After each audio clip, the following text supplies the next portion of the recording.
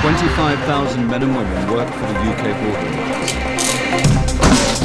At home and abroad, their job is to seek out the lawbreakers and imposters who don't have a right to be. They are the UK border. Tonight, the fraudsters trying to cheat their way out of Nigeria. Do you know this person? No. This person is your cousin. It's a risky business in Calais. Hello, mate. Hey, hello. And in London's West End, enforcement officers question a Mongolian chef. You can't find any trace in your systems, you're not able to show me a passport. I find it all quite difficult to believe, yeah?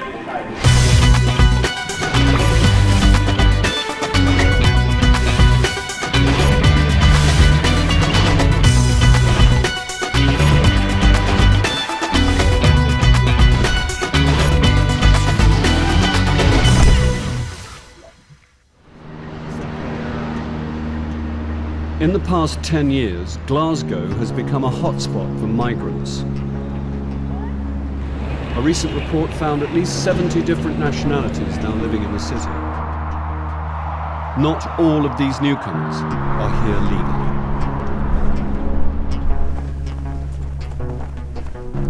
legally. The UK Border Agency has enforcement teams who seek out immigration offenders and remove them from Britain.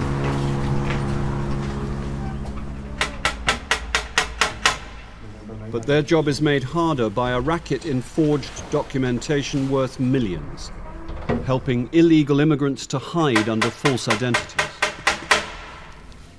Hi there, can you open the door please? There's no mic behind it. Hi there, it's Immigration, can you open the door please?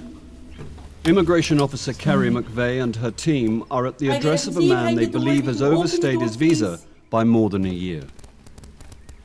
Sir, I can't see you standing there. Open the door now. We have a warrant to enter the premises, so if you don't open the door, we will force it. The target today is a man named John Moses. Hi there. Thanks, Immigration. If you just want to order me, please. Have a chat with you, okay? Is there anyone else on the premises? Sorry? Is anybody else living there? It's yourself, yeah? Okay, what's your name, sir? My name is Olatunde. Olatunde. Olatunde Ishola. And your date of birth? 26. 26 of... 26 of... What? What month? You're not giving me your date of birth?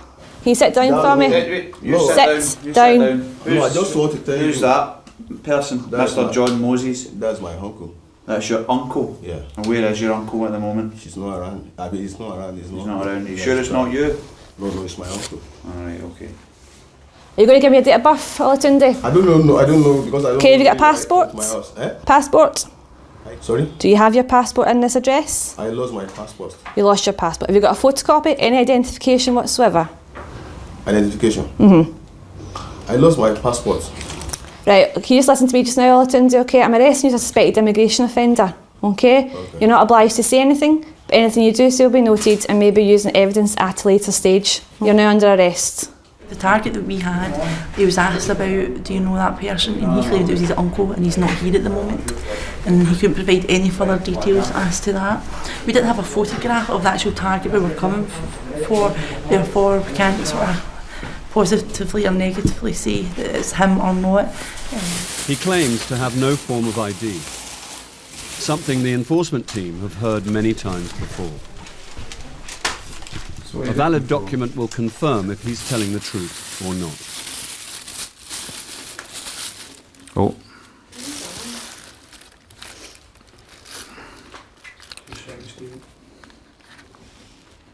Okay, we've now found a South African passport with the gentleman that we have arrested's photograph in it and the name Patrick Agbo, but I believe that that passport's not genuine.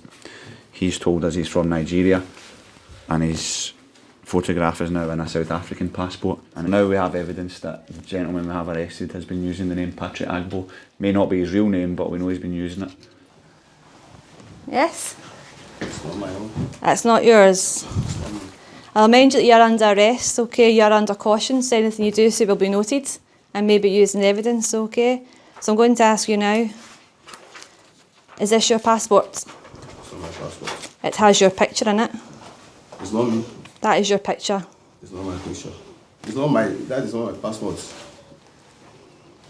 I'm not the one. It's like I'm not the one. Can I just maybe point out that you do have a marking on your face, which is also present in this picture? It's not me. It's not me. It's not me. Right, you're making it worse for yourself, but we'll carry this on at the police station, okay? You're making it a lot worse. By sitting lying to me, you're making it worse. All right? I'm not lying to you. You are lying to me, okay? Why I lie? I'm not lying to you. You're telling me that's not your picture when I can see that it is. I know you don't come from South Africa, but you're in possession. You're in possession of a South African passport, and I need to know why you've got it. Okay? All right, that's fine. A lot of people we encounter do have various identities. It's easier for them to get benefits or medical aid under another name. I don't get benefit from you. I'm not saying you, I'm saying a lot of people we encounter, once they exhaust one name and they're still trying to stay in the country illegally, they'll just try to adopt another name and start using that. Okay. The Nigerian man was sentenced to 4 months in prison for possession of a forged document. He was also listed as an overstayer after breaching the conditions in his visa that was issued in Lagos. During 2008, in Britain, over 10,000 arrests were made by enforcement teams. Coming up, UK Border Force goes to Nigeria and meets the officers who root out the forgeries.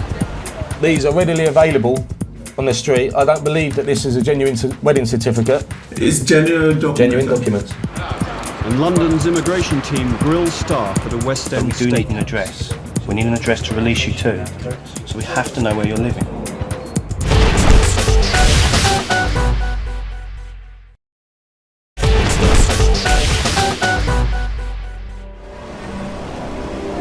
Lagos, Nigeria, is one of the biggest cities in Africa.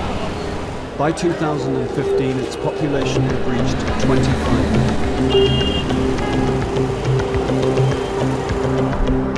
Poverty is rife, and for those looking for a way out, Britain is the gateway to a new life. The Home Office receives so many applications from Nigerians wanting to come to Britain that they have a team of officers in Lagos to police the process.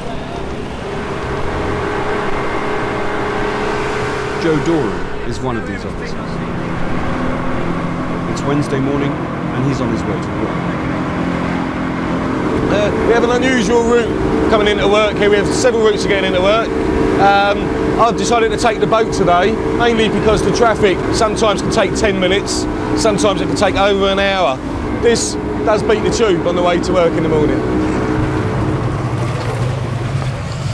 Lagos is a vibrant place. It's definitely got character and soul. It can be very dangerous at times, but as long as you abide by the security restrictions that are given to us, it's generally okay. My role is an entry clearance officer here at the British Deputy High Commission in Lagos, and I consider visa applications for Nigerian citizens who wish to travel and visit the UK or settle in the UK. Officer Doran is based at the British Deputy High Commission. Morning. Around 10,000 fraudulent documents are submitted with applications every year. Forgeries are readily available on the streets of Lagos. Some are right on the doorstep of the High Commission. Officer Doran is just one of the 34 entry clearance officers who decide if an applicant is suitable to enter the UK. This gentleman has been called in for interview today. As I was going through his documents, I noticed that his birth certificate, on the format of it, it contains spelling mistakes. His wedding certificate that he gave has been signed by a registrar whose documents we know have been abused. For example, here's a blank one, and these are readily available on the streets of Lagos, and that you can just fill the parts in yourself. The man has also submitted a suspect copy of his sponsor's passport. I mean, this photocopy of a passport, I mean, that is a photocopy of a photocopy of a photocopy. That has been photocopied so many times that the details are no longer really clear. All right, if you can just call in this gentleman for me, please. The man has submitted documents he maintains are genuine. Now Joe must decide if his story is credible. Morning, sir. Just come and take a seat for me. The application form, did you complete it yourself? Yes, sir. And are all the details correct? Yes, sir. Why do you wish to go to the UK? For family visits. What's your relationship with your sponsor? Cousin. First cousin, second cousin?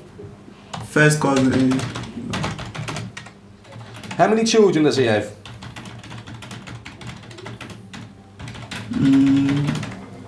This is your cousin, you're going to be staying with him? He's my cousin, but yeah. I don't... You do know, because you wrote it in the application form. But I think it's two children now. 2 children? Yeah.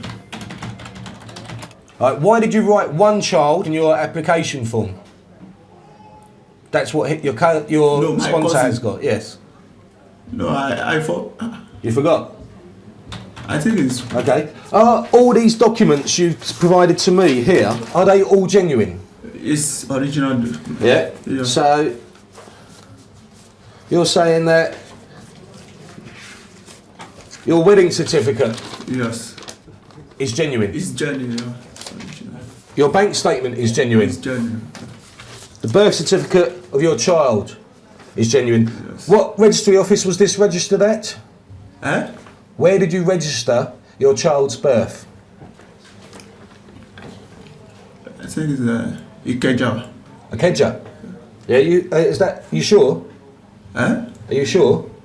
Making mistake with this. Do you know what registry office you were married at? Eh? Do you know what registry office you were married at? Registrar office. The registrar office is Ikeja. Okay, and where did you register your child's birth?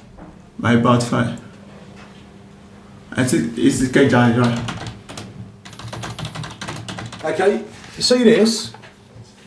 I can obtain this from on the streets in Lagos. It's signed by exactly the same registrar that you are stating completed your marriage ceremony. Yes. Okay? No, and that's a blank one that I can just fill in. Yeah? Grace Adolu? Grace Adolu. Okay?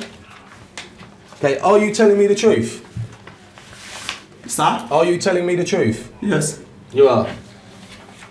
The applicant is sticking to his story, but Joe is not convinced.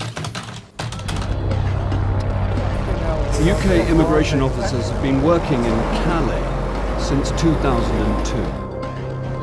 It's their job to protect the border by stopping the clandestines who hide in lorries who want to enter Britain illegally. It's 2 a.m. and the crew are halfway into their shift. Officer Dave Percival has been working at Calais for 3 years and has seen nearly every trick in the book. As you can see on this vehicle, it's got a tilt cord that goes through all the loops on the wagon, and then it goes through the winder with a seal on the back, so that's quite a secure vehicle. So vehicles without those, you can just pull the curtain up or even just open the back door. So you do need to have a little bit of security. Like this one that's just come in now, it's got no tilt cord, so you can undo all of these and then just lift the curtain out. They have the latest kit, heartbeat monitors and CO2 probes. But sometimes all you need is a torch. No seal! So you're automatically working on to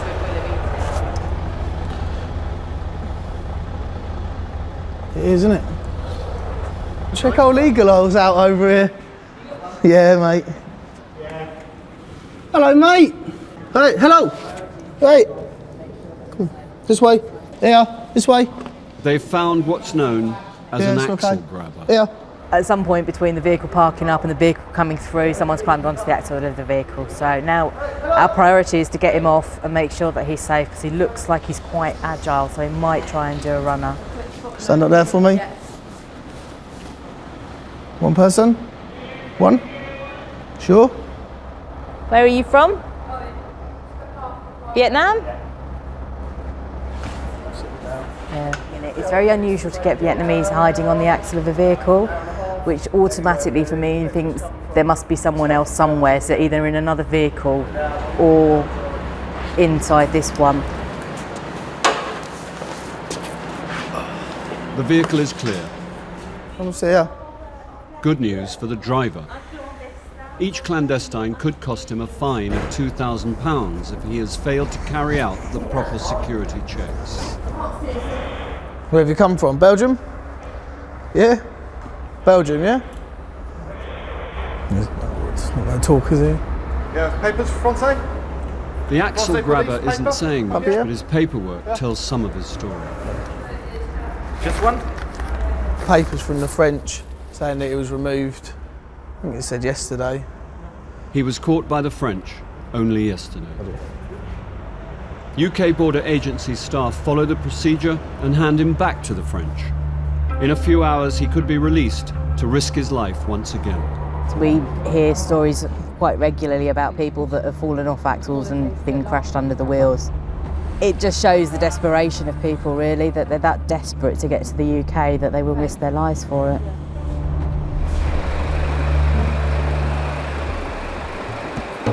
Hiding in lorries isn't the only way to get into the UK illegally. In Lagos, Nigeria, the black market in fake documents is booming. And back at the British Deputy High Commission, Entry Clearance Officer Joe Doran has looked further into his applicant's case. He has noticed some alarming similarities with a previous fraudulent application.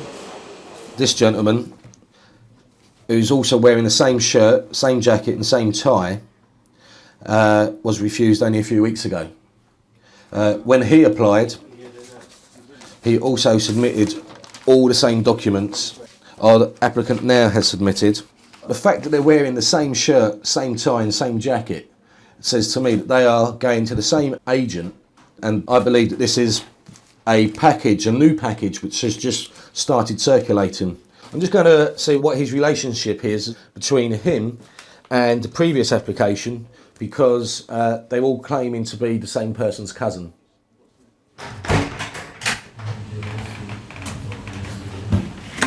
Thank you. Hello sir, take a seat there for me. Thank you for being so patient with us.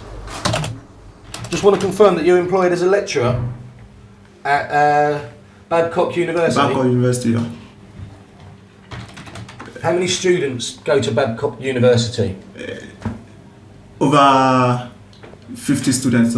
That's the whole population? Yes, 50 students. Yeah.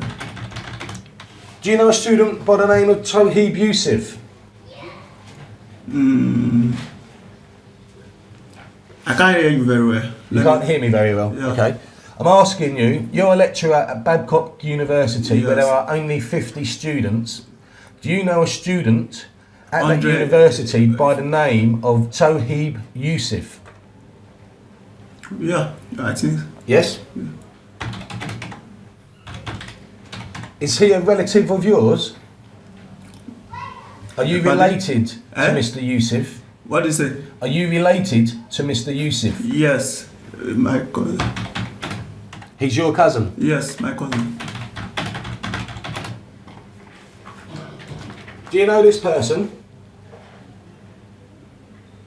You don't know this person? No.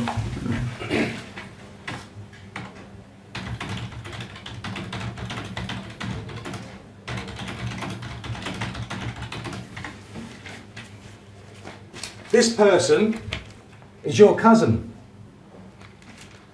This is Toheeb Yusuf. This is Toheeb Yusuf, your cousin, who studies at your university where you are employed as a lecturer. He has produced exactly the same documents that you have. Exactly the same. Okay, you signed your application form, okay, and on that declaration, it tells you what the consequences are of making false representations, okay? So think about your answers. Is there anything you wish to say about your child's birth certificate, the wedding certificate? Is there anything you wish to tell me about these now? For the certificate, marriage certificate. Yeah. I've already showed you that these are readily available on the street. I don't believe that this is a genuine wedding certificate. Is there anything you wish to tell me, or are these documents still genuine? It's genuine documents. Genuine documents. Okay, thank you very much. You'd like to take a seat outside. You'll be given your decision in a few moments, okay? Okay, sir. Before making his final decision, Joe must refer the case to his entry clearance manager, Maurice Harper. This gentleman, who in interview he said by the name was his cousin, when I showed him the picture, he didn't know who he was. All the sponsored documents are exactly the same.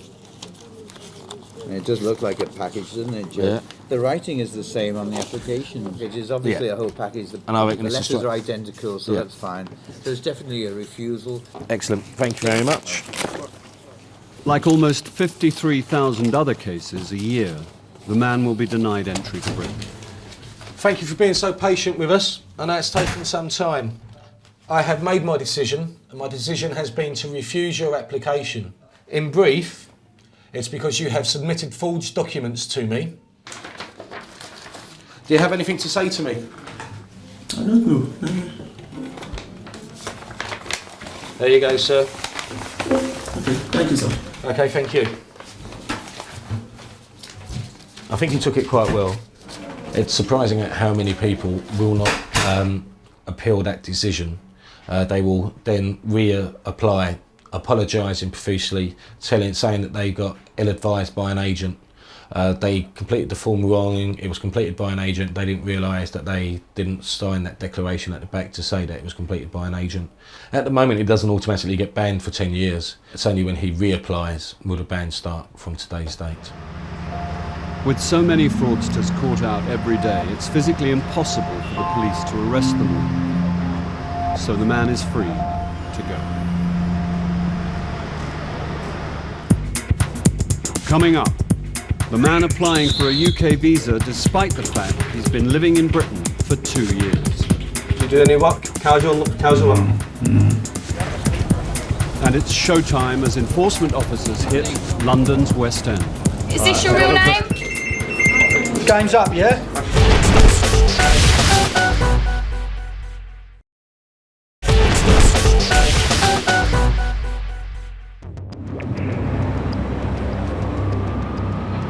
Beckett House, London. The enforcement team have a tip-off that a restaurant in the West End is hiring illegal immigrants. The intention is to talk to all staff present at the address and identify any persons illegally present or without the legal right to work in the UK. Okay, everybody happy with what they're doing? Any questions?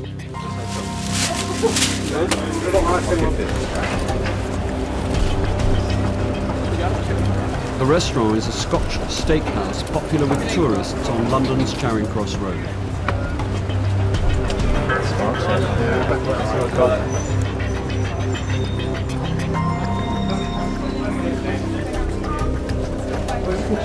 We're doing downstairs. Okay, could you guys take it downstairs? The team splits up.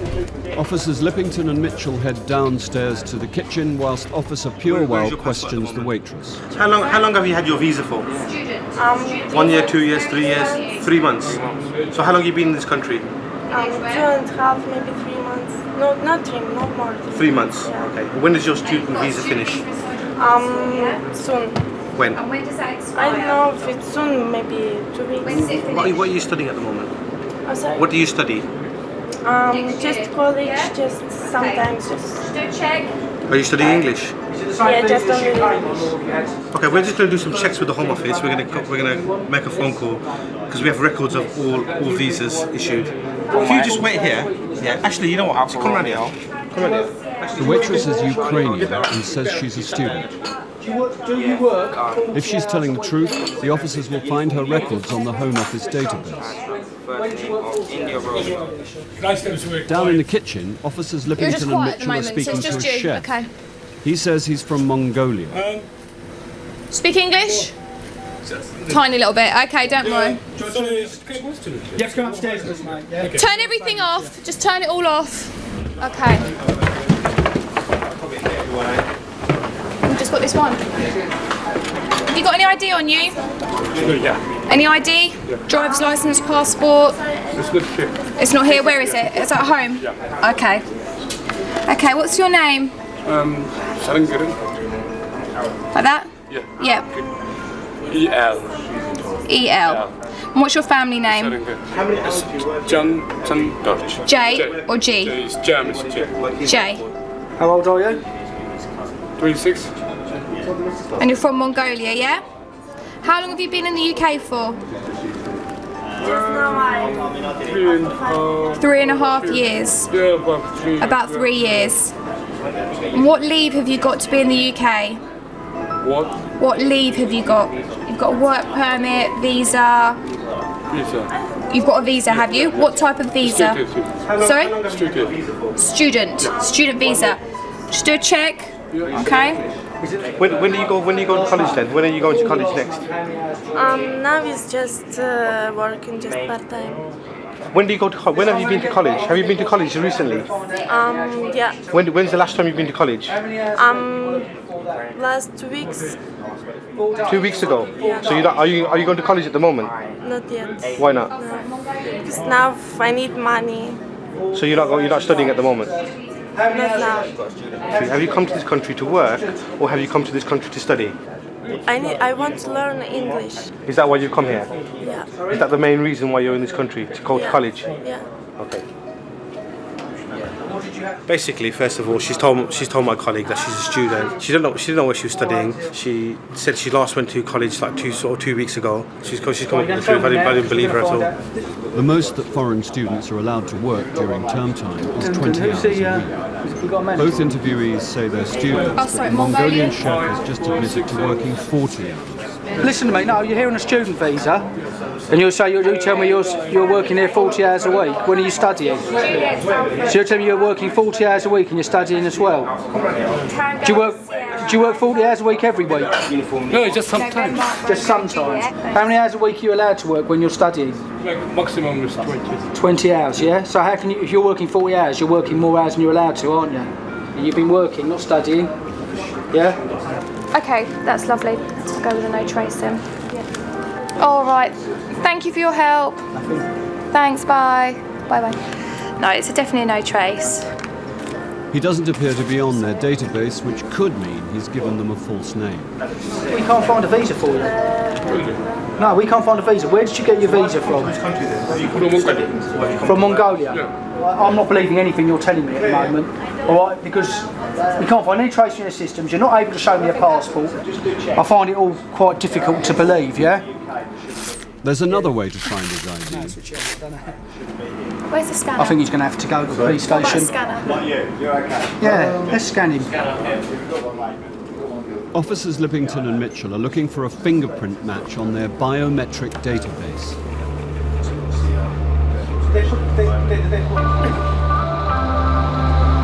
In Calais, 20 million tons of freight pass through the port every year. Even with British and French border controls, it's impossible to search every lorry passing through the port. This driver says he has already been stopped by the French. 2, 4. Can we open the driver's indicated he's had 4 taken out? The UK team want to check for themselves to make sure none were missed.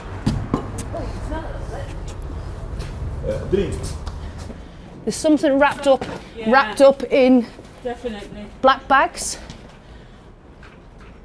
Until I get down there, I can't actually say whether it's a clandestine. My colleague is going to look at that one. I'm going to look at this one. We don't know what it is at the moment. It could just be bags. I'm going to go down. I'm not sure whether if this one is okay. Yeah. Oh, moving? Yeah. Okay. Hello. Okay. Well, that one is open anyway. Hello? Hello. you want to take it off? You okay? Nationality? Vietnam? From Vietnam? Vietnam. He's actually wrapped himself. Okay. Are you okay? You're okay? Okay. Just have to make sure, because they've been covered in plastic bags over their head, that they're all right. The fact that they've wrapped themselves in plastic is something that we've seen quite a few times. It's very, very dangerous because they don't know how long they're going to be in the lorry for, but they do it because they think they can get around the CO2 control. They think that by breathing into a plastic bag, it's going to contain the carbon dioxide that they produce by breathing, so that it's not going to be in the vehicle, so when we probe it, we won't pick it up. Obviously, it doesn't really work and they're putting their lives at risk. You alright? Calais? You're still in Calais, yeah? That? Very silly. Doesn't work. We still found you. See how much sweat he's got on him from sitting in that bag for too long. Sit down over here. Just sit down. That's the bag the man was hiding in. It's been taped in the middle, so it's almost human length. With no documents and no answers, the team have no idea who these people are. They're handed over to the French, but could be back again within hours. Oh, they will try again. No doubt about it. These guys are pretty desperate to get to the UK. And as you can see, they'll use any means. We'll probably see them again tomorrow. We might have even seen them yesterday.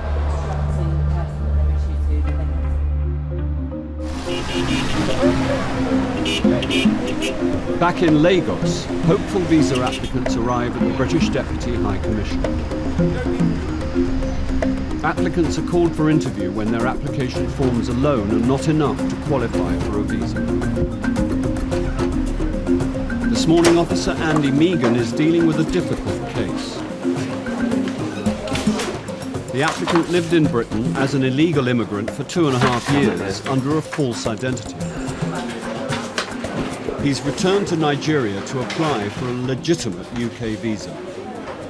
He's decided, probably on the advice of a solicitor, to come back to Nigeria and make his application properly as the spouse of someone in the United Kingdom. Although his wife is from Lagos, the couple met in Britain and they had their first child. Have a seat, please. All of this while he was still an illegal immigrant. Despite his dishonest past, he is now prepared to tell all. By coming clean, he hopes he will be allowed to live in Britain legally. The man has agreed to be filmed, but does not want his face shown. So when did you first go to the UK? Yeah, that was 2005, February. Okay, so how long were you in the UK for before you two guys met up? Yeah, I think about 2.5 years. So. 2.5 years? Yeah. So what did you do for money during this time, 2.5 years?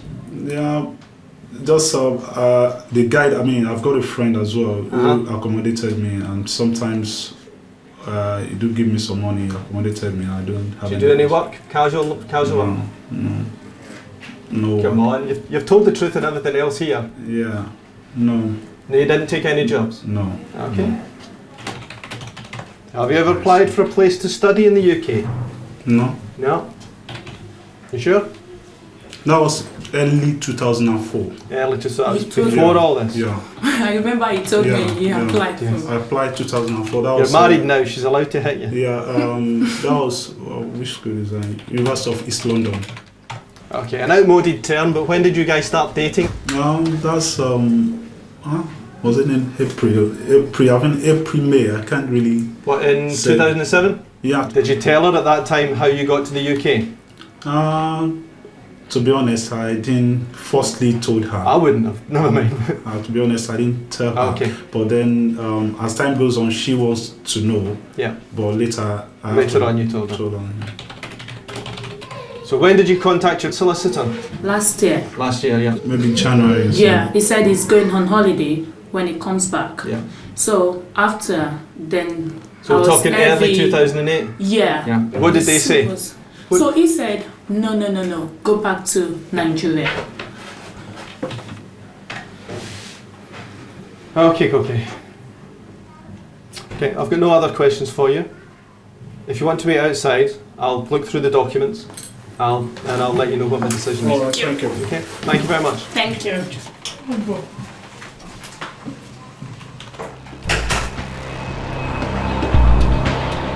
Back in the London steakhouse, and the Ukrainian waitress can't be found on the Home Office database. Do you want to go to a police station? No, you don't. Do you want to go to police stations? Are not very nice. It's really hot outside, and the cells are not very nice. So, are you going to tell me the truth? Marriott Court. You're going to take to Marriott again. Just there. You don't have a visa. So how did you come to the UK? Did you come in on an airplane? Did you come on a train? I don't have keys to your house. Train. The train, yeah? You came on the train. Okay. And when you came to this country, did you see an immigration officer? Yep. And explain to me what happened when you came. Did you show the immigration officer your passport? Yep. And what did you have a visa in your passport? No. And did the immigration officer ask you any questions? No questions. No questions. So they didn't ask you no questions and they let you through? That doesn't happen. I just buy in Poland in like market. Well, can we not get into your house? Can you not show us your passport? No good letter. You can't show us your passport. Okay, so somebody brought you here illegally. Yeah? Thank you. That's all we wanted to know. Right. She finally Just to admits remind she you, you're still doesn't in have a caution. UK visa and has paid an agent 3,000 euros to get into Britain. But the situation is that you've told me under caution that you've entered the UK illegally by using someone else's documents to come here. You're aware that you're illegally, therefore you're under arrest. We're going to take your personal belongings and we're going to go to our van. Do you understand that? Okay? Now the officers need the woman's passport to begin the removal process. She has told them it's at her house. This will be their next destination. We're going to go to the house. We're going to see if we can find their passport. If we can find their passport, we're going to send her home. Just take a seat. Watch your head as you get in. Nice and slow. Just take a seat. Back inside the restaurant, officers Lippington and Mitchell have a positive match for the Mongolian chef. Possible identification. Let's see. Hang on, let's write it down. Is this you? Is this you? Is this your real name? Game's up, yeah?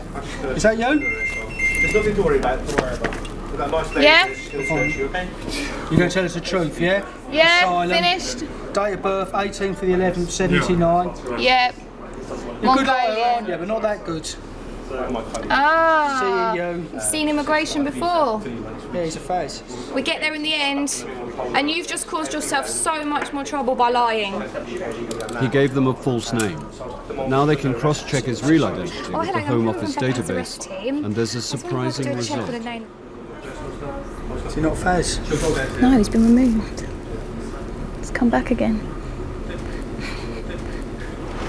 Coming up, a painful decision for the Ukrainian waitress, as she's forced to choose between her friends and being locked up in a detention centre. Okay, which one is it? I don't know which house is it.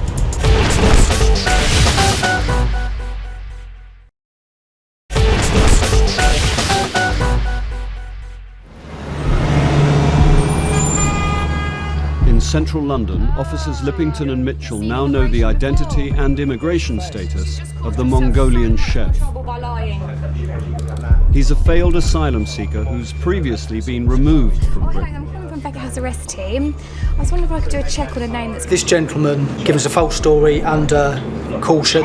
We've got his true identity and we know that he's a Mongolian who was previously removed. So what we're trying to do now is find out how he's re-entered the country. We're checking we know what his real name is. We're checking the systems now to find out if we've got any record of him re-entering the country. In August last year, we sent you home, didn't we? Yes? Right. So how did you get back in?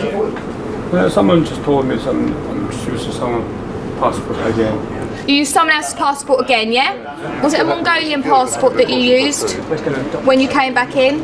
Was it a friend's passport or was it your passport? No, just someone. It's not mine. It wasn't a friend or anything. Did you pay money to someone? How much money? You paid £1,000. This gentleman is under arrest for illegal entry. Yeah. Okay? You're under arrest for illegal entry. I remind you, you're under caution, yeah? Interesting. I'm putting these on. The man was sent back to Mongolia after spending 2 days in detention. It's not the first time he's been here. Watch your head, be careful.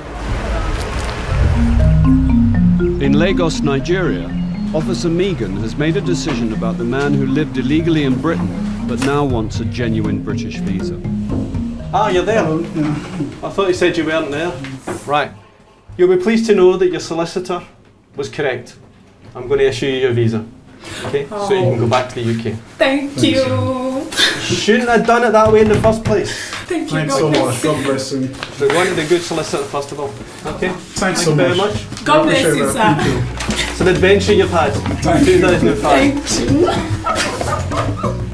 You could say they're a bit happy. Madame was quite ecstatic, so she's quite happy. And he's relieved. That's it. Sometimes we do bring a bit of sunshine into people's lives. Not very often. Yeah. Arena, you're going to give me your address now. In London, the We're not enforcement trusting your team need to boyfriend. find the Ukrainian waitress's passport You have so to they believe can me. deport her. But she refuses to tell them where she lives. Because her boyfriend's illegal as well. She doesn't want us to go around and have the boyfriend. And she said there's 8 other Ukrainian people living there. So I don't think she wants to be responsible for other people's fate.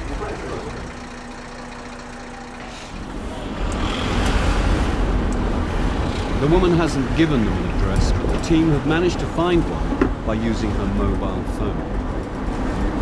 We're going to an address in Lewisham. We're going to try and find this Ukrainian lady's passport so we can send her home. What's your head? Yeah, it's all right, it's all right. Just go on the pavement first because there's a road. Number 27, yeah? I'm sorry. Number 27, this is your house?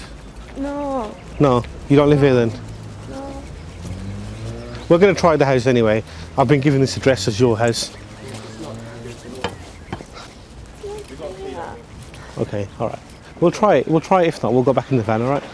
Okay, yeah? All right. I think they lived in this club, but nobody there now. It's empty now, is it? It's empty. The address is out of date. The current resident tells the officers a group of Ukrainians moved out months ago.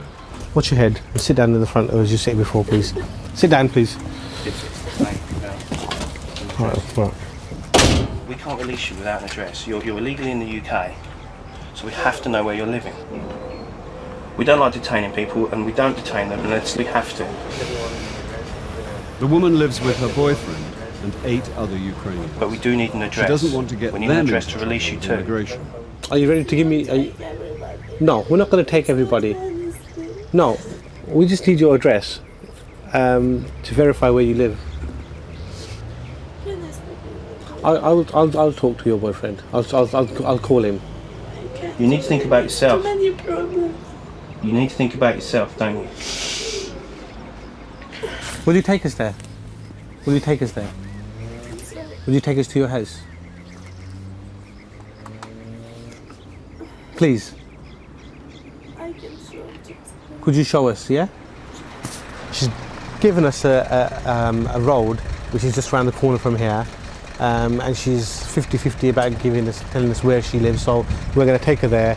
And I've told her our options, and it's down to her now to tell us where she lives, otherwise she's just going to be detained. You got them keys? I'm right down here, yeah? Helen, you got them keys, innit? Okay, which one is it? Arena, which house is it? You're not going to tell us? I can't, sorry. You have to tell us. You have to tell us. She can't bring herself to give up her friends. It leaves the team with no option. Without her passport, she will have to serve time in a detention centre waiting for her emergency removal papers. If it means she's in detention for weeks, maybe a month, that's going to happen. We've given all the options. We've helped her as much as we can. But we have to draw a line somewhere. She's going to be detained and we're going to send her home. While the Ukrainian waitress was in Colnbrook Detention Centre, her passport was handed in by a friend. She claimed asylum, which was refused, and after spending over 2 months in detention, was removed back to the Ukraine.